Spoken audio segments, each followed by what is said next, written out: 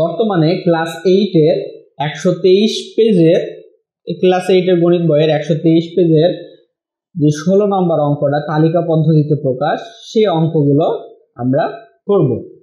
আমরা প্রথমে দেখি কি কি অঙ্ক দেওয়া আছে। দেখবা যে ওখানে ক নম্বরে দেওয়া আছে, ক নম্বরে কি দেওয়া আছে, x যেন x বিজোড় সংখ্যা,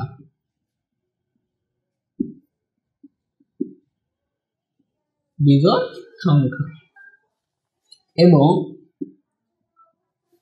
এবং কি 3x 15, মানে কি x যেন x বিজোড় সংখ্যা হবে, ঠিক আছে।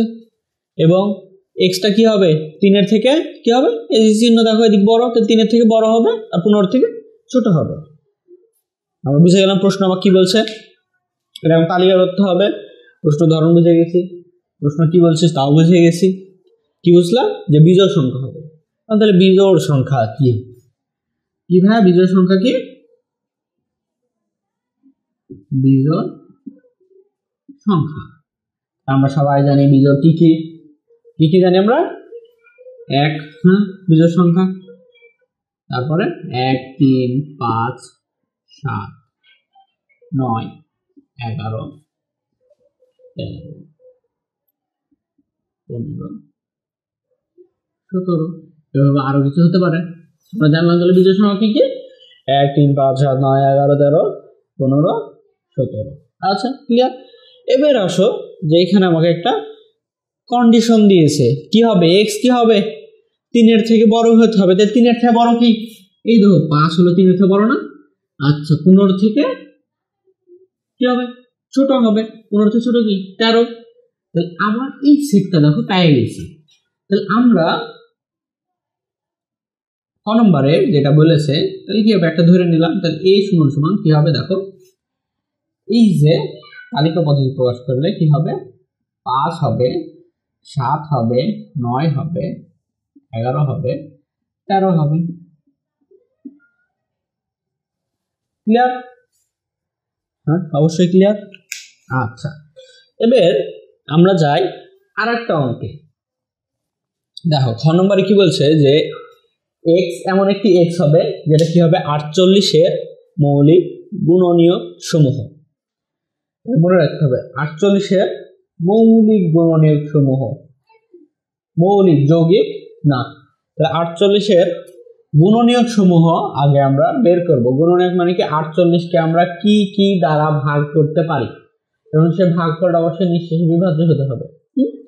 তাহলে দেখো 48 এর গুণনীয়ক কি, 48 এর গুণনীয়ক।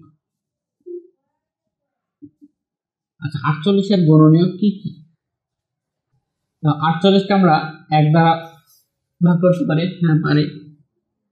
2 দ্বারা, 24 গুণ 48 পারি। 3 দ্বারা পারি, 3 12 36, 3 15 45, 3 16 48, 3 দ্বারা পারি। তারপরে 4 দ্বারা, 4 12 48। তারপরে 5 হবে না, 6 6 6 4 6 24, 5 6 30, 6 7 42, 6 8 48, 6 পারি।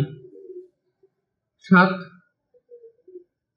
6 7 42, 7 7 49 হয় না। 8 6 8 48, 8ও পারি।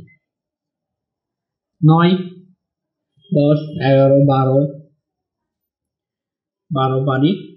তারপর কি 16 24 আর কি 48। এই তো এখন এর ভিতরে মৌলিক কোণগুলো, এর ভিতরে মৌলিক কোণগুলো, তাই তো।